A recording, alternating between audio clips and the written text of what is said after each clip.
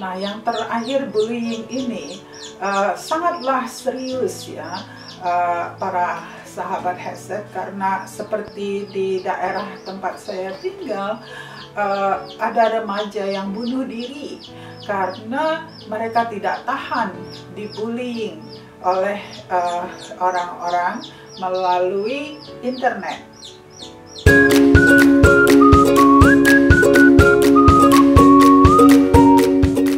Halo, nama gue Femi Esther Giovanni.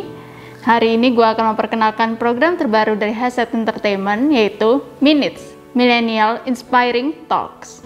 Nah, Minutes ini dia punya 2 segmen. Jadi segmen pertama itu, milenial itu akan bertanya kepada seorang ahli tentang topik-topik yang lagi ngetrend dan lagi hot. Nah, segmen yang kedua, generasi lain akan bertanya kepada seorang milenial tentang topik-topik tertentu yang mereka penasaran gimana sih pandangan milenial tentang topik itu. Nah, teman-teman tahu nggak tentang generasi milenial? Nah, generasi milenial itu adalah generasi yang lahir pada tahun 1980 sampai 1995. Nah, generasi ini itu peka banget sama teknologi. Jadi, mereka itu kalau ada perkembangan teknologi selalu aja ikut update. Nah, misalnya mereka itu fasih dalam bermain smartphone, misalnya memakai internet, terus juga dengan game. Nah, topik episode kali ini kita akan ngebahas tentang internet. Nah, internet itu udah banyak kegunaannya kan sekarang. Sekarang itu kita bisa gunain internet misalnya buat browsing, buat streaming, habis itu juga bisa buat itu kan, komunikasi jarak jauh. Menurut Survei Sosial Ekonomi Nasional dari Badan Pusat Statistik, persentase penduduk usia 5 tahun ke atas yang mengakses internet dalam 3 bulan terakhir, menurut kelompok umur di tahun 2020, milenial menduduki peringkat pertama sebesar 48,24%.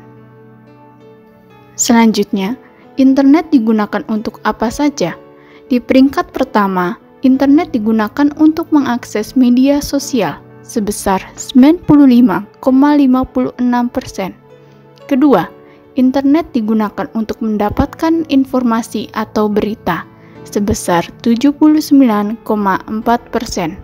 Ketiga, internet digunakan untuk hiburan sebesar 77,60%. Episode kali ini, Minutes akan ngobrol dengan seorang pengajar di Melbourne bernama Ibu Sony Rospita. Nah, kita akan ngobrol tentang baik dan buruknya internet untuk generasi kita. Halo para sahabat headset di mana saja Anda berada. Perkenalkan, saya Sony Rospita. Saya adalah seorang ibu rumah tangga yang bekerja paruh waktu sebagai seorang pengajar bahasa Indonesia di beberapa SMA di kota Melbourne, di Australia. Baiklah, para sahabat headset, mudah-mudahan semuanya dalam keadaan baik-baik ya. Nah, hari ini saya ingin sekali mengangkat topik tentang baik buruknya internet. Penasaran kan? Yuk kita tanya-tanya dengan Ibu Sony Rospita. Apa saja sih manfaat positif dari internet? Tidak disangkal bahwa kehidupan remaja dewasa ini sangatlah beruntung ya, karena mereka hidup dalam kemajuan teknologi. Mereka mempunyai HP, ada yang mempunyai iPad atau desktop komputer ya. Mereka bisa mengakses internet dan bisa terhubung dengan WiFi ya. Nah, sesungguhnya banyak sekali manfaat internet. Internet itu sangat bermanfaat sebagai sumber informasi untuk pendidikan ya, untuk komunikasi tentu saja, dan juga yang terakhir ini penting adalah untuk hiburan. Ya, bermacam-macam informasi di media massa sekarang ini terdapat di internet. Ya, ada surat kabar daring, bahkan televisi atau radio yang live streaming. Juga di samping itu ada digital platforms yang terkenal seperti Facebook, Instagram, yang juga berfungsi sebagai alat untuk berkomunikasi selain tentu saja melalui email. Nah, sebagai hiburan, terdapat banyak sekali hiburan di internet. Apakah itu musik, film, ya, film pendek di YouTube, bermacam olahraga yang kita bisa tonton di internet, demikian juga kegemaran-kegemaran lain seperti fashion, ya, ada di internet.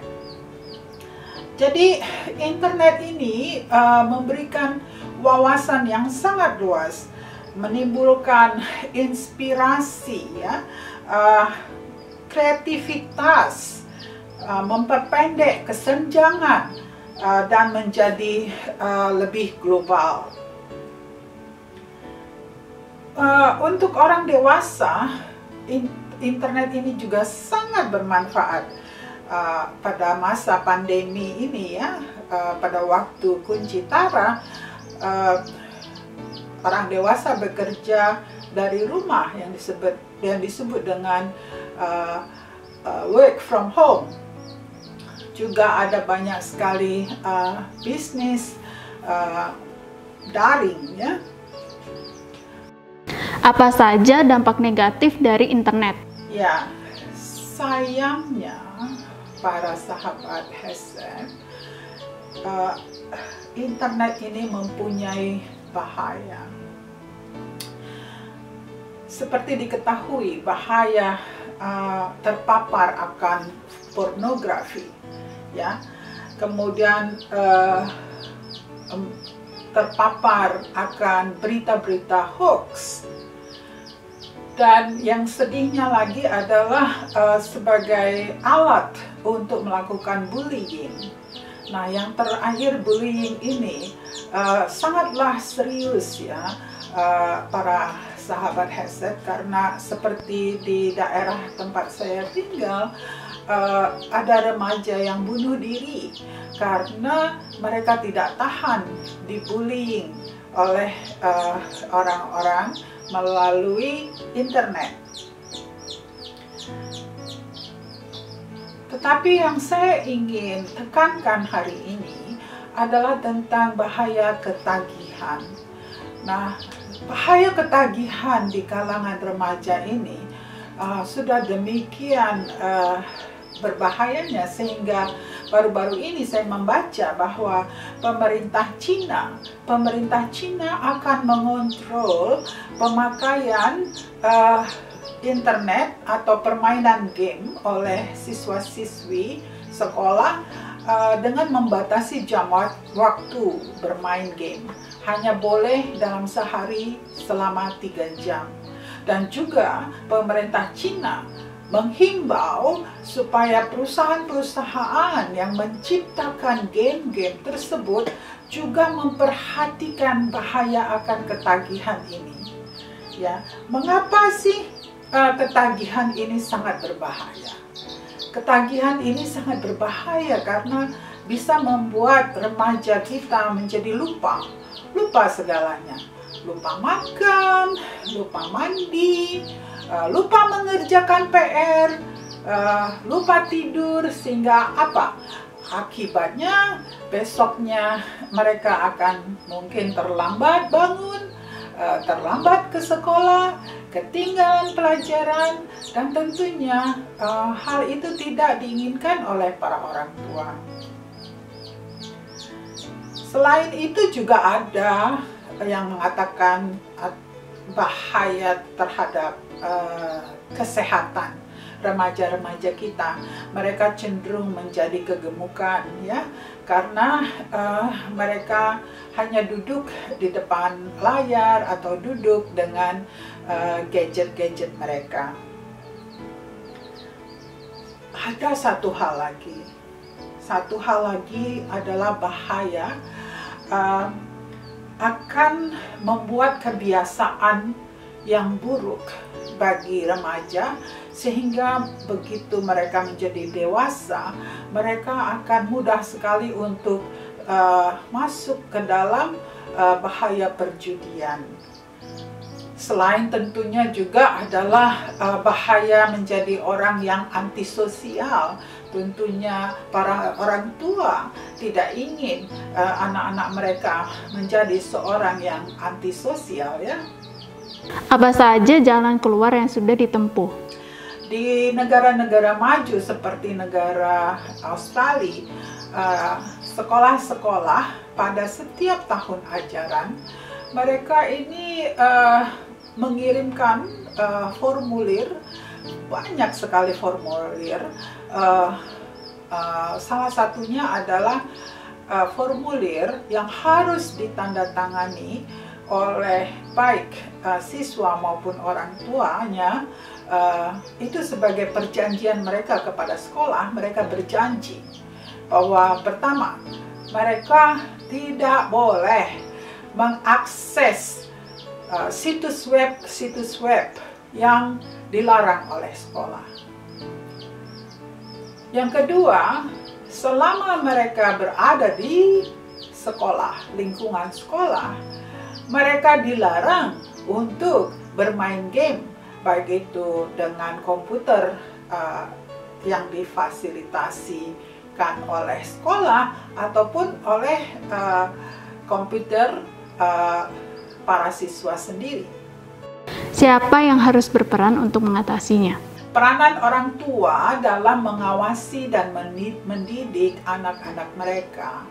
Mengawasi itu bukan sebatas hanya untuk melihat sebentar-sebentar, mengecek apakah anak-anak mereka ini belajar atau tidak belajar atau bermain game.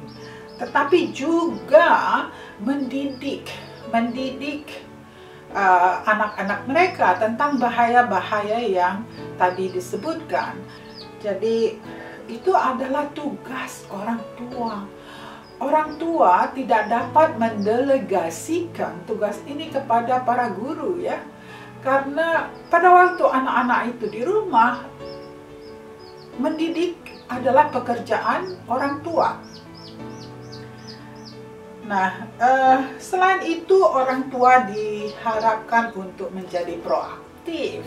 Orang tua mungkin bisa mengajak anak-anak mereka untuk pergi keluar, untuk berolahraga bersama. Nah, kita kan sudah dengar kan tentang baik dan buruknya internet dari Ibu Sony Rizpita. Nah, kita sebagai generasi milenial harus lebih bijak ketika menggunakan internet. Nah, kalau sahabat Minutes punya saran dan pertanyaan, bisa dengan cara komen di dalam kolom komentar YouTube Headset Entertainment. Terima kasih sudah menonton program baru kami, dan jangan lupa like, komen, dan subscribe Headset Entertainment. Kita jumpa di episode selanjutnya. Terima kasih.